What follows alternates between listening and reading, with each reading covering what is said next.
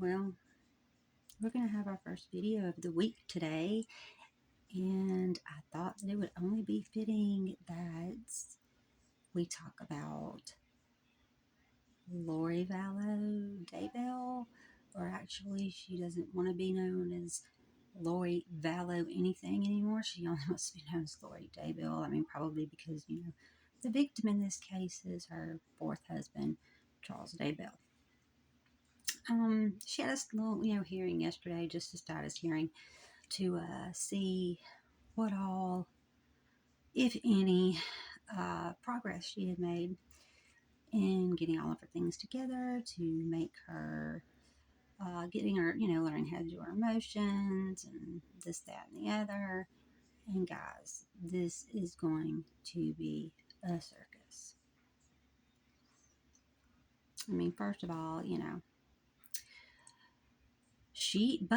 I will give it to her. The girl knows how to put on a show.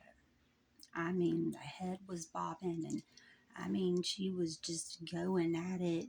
I mean, voice was just going all over. I mean, you would have thought she was in a Broadway play. I halfway expected Zac Efron to come out from behind the judge doing jazz hands. I really did. But,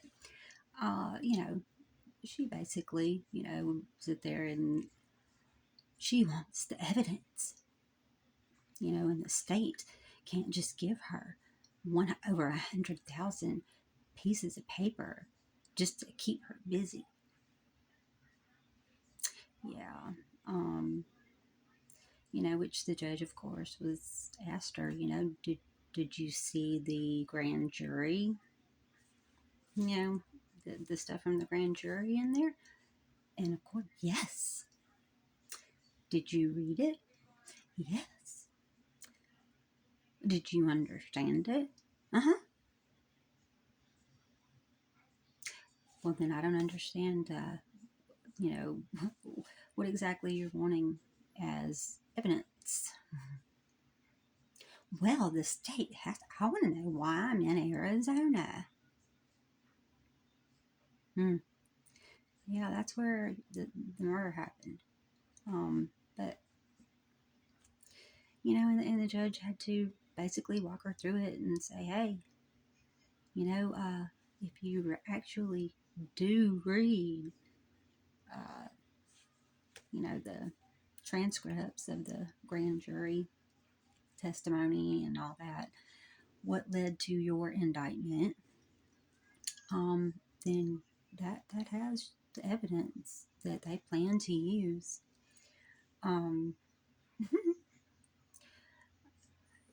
Sounds to me, I mean, the way that she put it in her motions that she gave to the judge that morning as well, but she also had to instruct her, hey, could you not name every motion, request for discovery? Gets a little bit confusing, if all your motions are named request for discovery. But anyway, yeah, it sounded to me like she literally she's pulled one out of Sarah Boone's book, talking about these detectives are talking to each other all the time, and these DAs are talking to each other all the time, and these attorneys are talking to each other all the time, and I need to have that. I need to know what they're talking about. So the judge asked the state, hey, are y'all planning on using, what's the deal? And the state said, even though we have more evidence, we have indeed found more evidence since the grand jury. We don't plan to use it, exculpatory evidence. But that's what Lori thought she was privy to, and so the judge told her, hey, they're not planning on using that stuff, so you don't need it. And her poor support counsel, on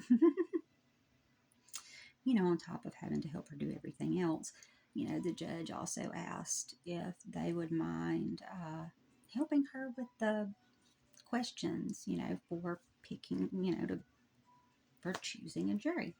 The lady throws her hands up. Totally have our scope, but okay. I mean, she was bless them. I can say. Um, yeah, I mean, it's completely clear that even though every question the judge asked her was yes, yes, yes, and I've actually never heard. I mean, 'cause, you're representing yourself, pro se, whatever. No, you're not an attorney, but I've never heard anyone in a courtroom, when asked a question by a judge, respond with, yeah.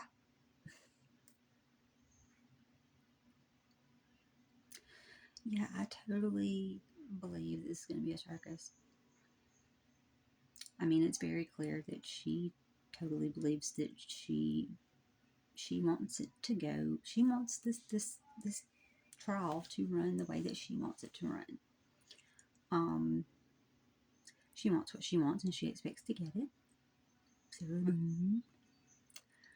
we've got scoundrel detectives talking about her, talking to each other.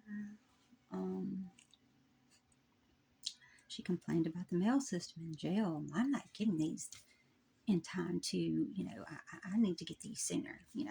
It's taking 10 days. The judge is like, I'm sorry, but, there's nothing I can do about the process that the jail has of getting you your mail. However, the state had also already been emailing her support counsel all the motions that they had already filed and whatnot. So, I can see with my mind's little eye, totally see her at some point in the middle of this trial flinging her body onto the floor, kicking and screaming and beating her head, and pitching a temper fit because she isn't getting to do the trial the way she wants to. But it was kind of funny. It was not the last hearing, but the previous one. And the judge actually asked her in a soliloquy, how have you prepared to defend yourself? And or he asked her, had she, or did she know anything about, procedure? And yes. Okay, well, what exactly have you done to prepare yourself? And her answer was, I've watched a couple of films about it. It being the defense of herself in a capital unaliving case.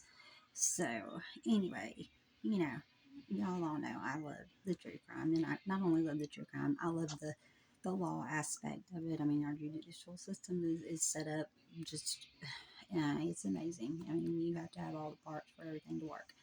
So, I have to say, I can't wait. I really can't wait to see how this starts. You know, we'll see. Hopefully, somebody will be able to talk her into her senses, and she will, give back, the responsibilities of defending her to the support counsel, who were the original, I guess, court-appointed attorneys. So, but yeah, this is gonna be a show. I mean, get your popcorn, get your drink, get your Snuggie, all of that, because it is going to be a show. I can promise you. I mean, like I said, I mean, I totally expected somebody to doing jazz hands and, lights. I mean, it was just the way that she was enunciating those words. Now, she was telling him like it was. The state just can't do that. They have to give me evidence. You've got it. So, anyway, just wanted to drop one. Um, that's all I mean, that's all I can say. It's really just, it's going to be a show. It's going to be a show. It's going to be a show.